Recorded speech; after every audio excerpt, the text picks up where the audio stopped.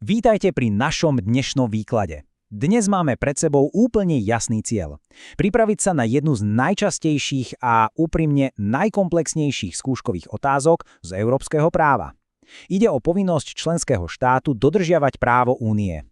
Takže poďme sa do toho rovno pustiť a spoločne túto tému rozlúsknuť tak, aby vaša odpoveď na skúške bola absolútne bezchybná. Preletíme si to postupne. Od základnej zásady, cez aktívne a pasívne povinnosti štátu, mrkneme na to, čo sa stane pri ich porušení, vytiahneme kľúčovú judikatúru a na záver si to pekne a úderne zhrnieme priamo na skúšku. Časť 1. Základný kameň celej problematiky. Takzvaná zásada lojálnej spolupráce. Ak chcete skúšajúceho hneď na úvod ohúriť, začnite presne týmto. Článok 4, odsek 3 Zmluvy o Európskej únii. Ak začnete svoju odpoveď touto konkrétnou citáciou, okamžite tým ukážete, že viete, ako ten systém funguje. Je to doslova ten najlepší odrazový mostík, z ktorého sa dá odpichnúť. No dobre, ale čo presne tento článok hovorí? Definuje tzv. Zásadu lojálnej spolupráce. Únia a členské štáty sa podľa nej navzájom rešpektujú a pomáhajú si pri plnení zmlúv. Znie to možno trochu ako politická fráza však, ale nenechajte sa pomýliť. Toto vôbec nie je len nejaká abstraktná deklarácia. Je to absolútne pevný právny základ, z ktorého priamo pramenia všetky ďalšie povinnosti štátu. Viete, u ľudí často existuje mylná predstava, že byť v Európskej únii znamená len hlavne nič neporušovať. Ale takto to nefunguje. Únia predsa nie je ako predplatné na Netflixe, kde len zaplatíte a potom pasívne pozeráte obsah. Členstvo je aktívny záväzok. Znamená to, že štát musí reálne makať na tom, aby to európske právo v praxi skutočne fungovalo a prinášalo výsledky.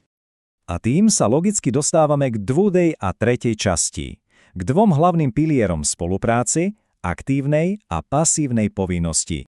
Predstavte si to ako dve strany jednej mince. Medzi týmito povinnosťami je jasný kontrast. Na jednej strane máte aktívnu povinnosť, to znamená, že štát musí reálne niečo urobiť, vykonať pozitívne kroky na zabezpečenie účinku práva.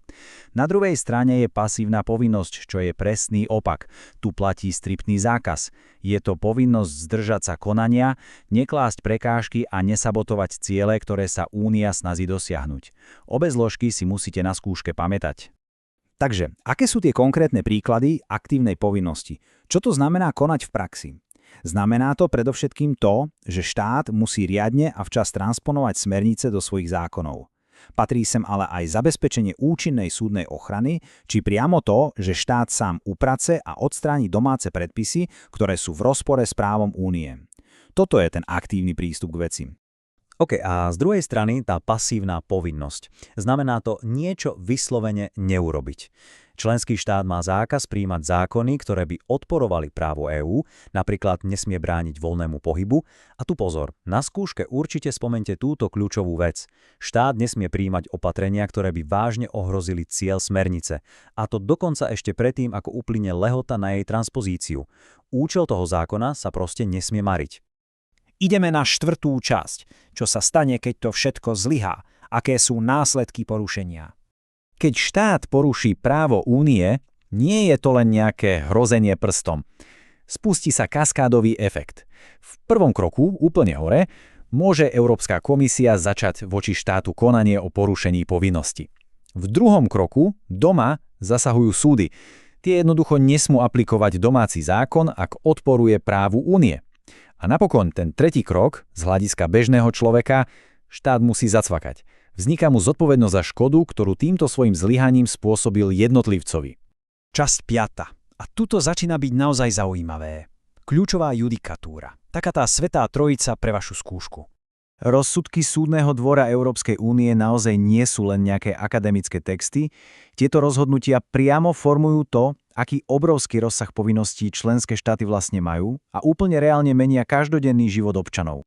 Aby ste si to bleskovo zapamätali, spojte si tieto tri najkritickejšie prípady priamo s ich jadrom. Simmental 2 ustanovil tvrdú povinnosť okamžite neaplikovať odporujúce domáce právo. Prípad Franckovič vytvoril tú známu zodpovednosť štátu za škodu, ak netransponuje smernicu. No a rozsudok Inter-Environment Wallonie ukotvil ten zákaz ohroziť ciele smernice ešte predtým, než uplyne transpozičná lehota. Toto majte na pamäti a máte vyhraté. Len si to zoberte na príklade Simmental 2, pretože to malo obrovskú váhu. Znamená to obrovský presun právomocí. Vnútroštátny sudca aj na tom najmenšom okresnom súde nesmie čakať na ústavný súd. Ak vidí, že domáci zákon ide proti európskemu, musí ho okamžite odstaviť na vedľajšiu koľaj a chrániť aplikáciu práva únie. No a sme v závere. Čas 6, čiže rýchle zhrnutie na skúšku a pripomenutie, prečo na tom vlastne tak záleží. Dostávame sa k čistému skúškovému jadru, bez akejkoľvek vaty. Keď budete odpovedať, pamätajte na toto. Absolútnym základom je zásada lojálnej spolupráce z článku 4. Z nej rastie aktívna povinnosť, čiže štát musí niečo vykonať, a pasívna povinnosť, kedy sa musí niečoho zdržať. A ak to pokašle, následky sú tvrdé, žaloby, neaplikácia domáceho práva a náhrada škody. A úplne na záver vám zanechám s jednou dôležitou myšlienkou, ktorou je skvelé uzatvoriť vašu odpoveď. Skúste sa nad tým zamyslieť. Keby neexistovala táto aktívna povinnosť štátov zavádzať právo do praxe a pasívna povinnosť nesabotovať ho, celá únia by bola len teoretickým klubom. Všetky práva by sme mali len na papieri. Až tieto povinnosti členských štátov robia z abstraktných pravidiel skutočné, vymožiteľné práva, ktoré nás chránia. Ďakujem, že ste si vypočuli tento náš rozbor a držím vám palce na skúške.